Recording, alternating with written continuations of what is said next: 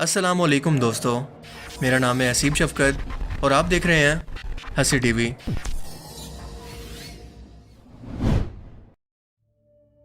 काफ़ी दिन से सोशल मीडिया पर एक खबर गर्दिश कर रही है जिसमें ये क्लेम किया जा रहा है कि नासा के क्यूरियोसिटी रोवर ने मार्स की सतह पर एक पुरअसरार दरवाजे को खोज लिया है जिसके साथ अंदर जाने के लिए सीढ़ियां भी मौजूद हैं।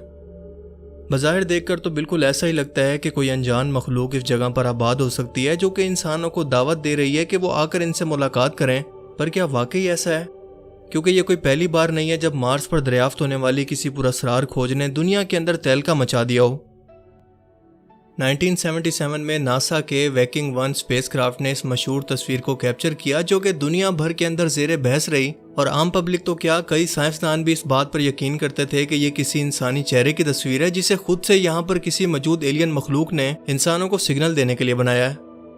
एक लंबे अरसे तक लोग इस बात पर यकीन भी करते रहे, लेकिन फिर वक्त आया सन 2011 का, जब Mars global surveyor space probe Mars की सतह से गुजरा और इसने इसी जगह की एक 3D तस्वीर को तैयार किया, जिसे देखकर ये अंदाजा हुआ कि ये तो सिर्फ एक आम सी पत्थरों की बनी हुई ऊंची सी जगह थी जिस पर रोशनी पड़ने की वजह से ये इंसानी चेहरे की तरह दिख रही थी। मगर लोगों ने इसके झूठे मफरूजों पर 2 दहाइयों से भी ज्यादा का वक्त बर्बाद किया। यूरोपियन स्पेस एजेंसी ने मार्स की सतह पर किसी गड्ढे की तरह दिखने वाली एक तस्वीर को शेयर किया जिसे किसी बड़ी एलियन मखलूक के पांव का निशान बताया गया, जिसकी गहराई में जाकर छानबीन करने पर पता चला कि यह मार्स की सरफेस पर मौजूद प्लेट्स के अंदर बदलाव की वजह से ऐसा दिख रहा है, क्योंकि इसके नीचे एक आतिश फिशान लावा मौजूद है। फिर कुछ ही अरसा पहले चाइना के योटो 2 रोवर ने मार्स की सतह पर एक झोंपड़े की खोज की थी और इसे भी एलियंस का घर कहकर पूरी दुनिया में बहस चलती रही। मगर क्योंकि ये बहुत ही ब्लर तस्वीर थी और रोवर भी मार्स की सतह पर बहुत ही आहिस्ता हरकत कर रहा था, तभी सिर्फ 280 फीट की दूरी से ये किसी क्यूब शेप का घर दिखाई दे रहा था। मगर करीब पहुंचकर पता चला कि ये सिर्फ एक छोटा सा पत्थर था। मगर क्योंकि जमीन पर मौजूद घरों जैसी शेप के अंदर लग रहा था, तभी बिना सोचे समझे एलियंस का घर बन गया। मजीद कभी तो किसी अनजान मखलूक की और कभी तो किसी जानवर की और कभी किसी बिल्डिंग स्ट्रक्चर की सूरत मार्स पर एलियन लाइफ की मौजूदगी की झूठी खबरें हमें अक्सर सुनने को मिलती रहती हैं, जिनमें जरा बराबर भी सच्चाई नहीं होती। मगर हमारे यहाँ कुछ यूट्यूबर्स के लिए, क्योंकि ये एक सनसनी और डर फैलाकर व्यूज हासिल करने और पैसे कमाने का शॉर्टकट है, इसलिए लोगों को बेवकूफ़ बनाते रहते हैं। क्योंकि ये एक इंसानी फितरत है कि जिस चीज़ के वजूद को इंसान नहीं समझ पाता, इसे एक्सप्लेन नहीं कर सकता कि ये क्या चीज़ है, फिर या तो इससे डरने लगता है या फिर इसे किसी अनजान मखलूक मसलन जिन्नात या एलियन वगैरह से जोड़ देता है।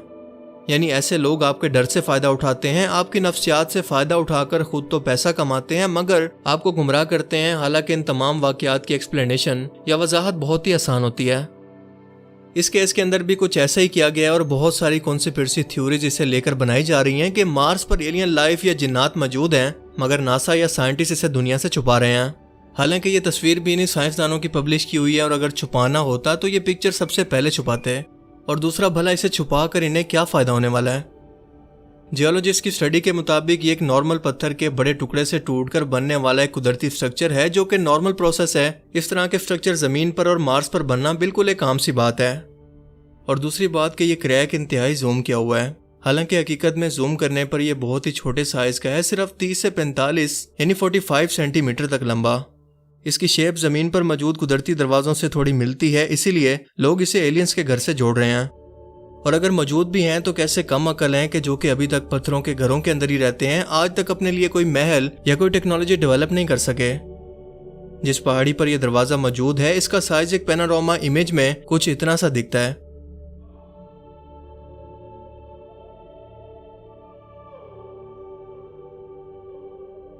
इस पहाड़ी पर ऐसे और भी बहुत सारे क्रैक्स मौजूद हैं। जहां तक नजर आने वाली इन सीढ़ियों का ताल्लुक है, ये एक बहुत बड़े पत्थर पर पड़े हुए लीनियर यानी एक सीधी लाइन के क्रैक हैं जो कि दोनों साइड पर पत्थर के बिल्कुल एक ही जैसे मौजूद हैं। और मार्स पर अक्सर जलजले आते रहते हैं। 4 मई को यहाँ पर अब तक का सबसे बड़ा जलजला रिकॉर्ड किया गया और इन्हीं जलजलों की वजह से इन पहाड़ों में क्रैक्स आ जाते हैं, जिसका टूटा हुआ टुकड़ा भी बिल्कुल सामने मौजूद है। क्यूरियोसिटी रोवर इस वक्त मार्स पर मौजूद माउंट शार्प की तरफ बढ़ रहा है और ये पहाड़ी 18,000 फीट ऊंची है और इसी पहाड़ी के निचले बुनियादी हिस्से पर इस क्रैक जैसे हिस्से को देखा गया।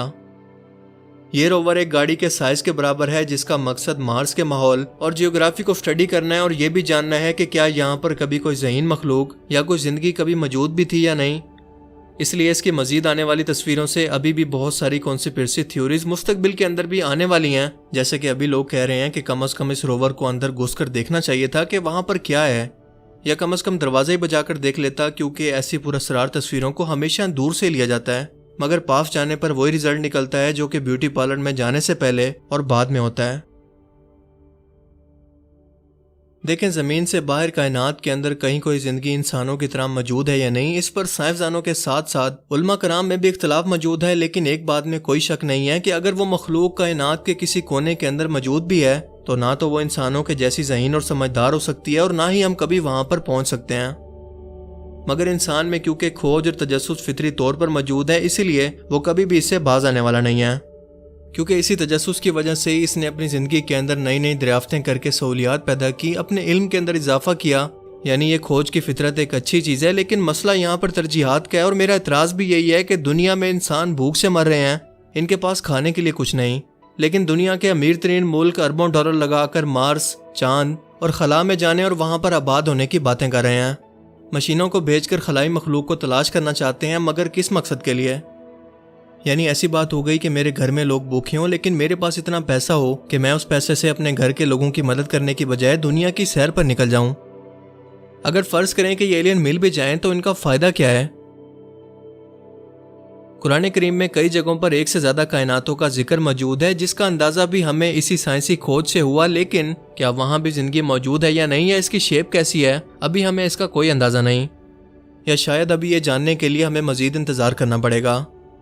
مگر ایک بات تو پکی ہے کہ وہ جنات، فرشتوں اور انسانوں کی طرح سمجھدار اور فیصلہ کرنے والی تو بالکل بھی نہیں ہو سکتی۔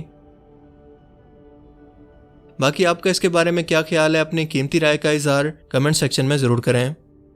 اگر یہ ویڈیو آپ کو اچھا لگا اور اس سے کچھ نیا جاننے کو ملا تو اسے ضرور لائک کیجئے، اور اب میں ملوں گا آپ سے ایک ایسی ہی نئی انٹرسٹنگ ویڈیو میں۔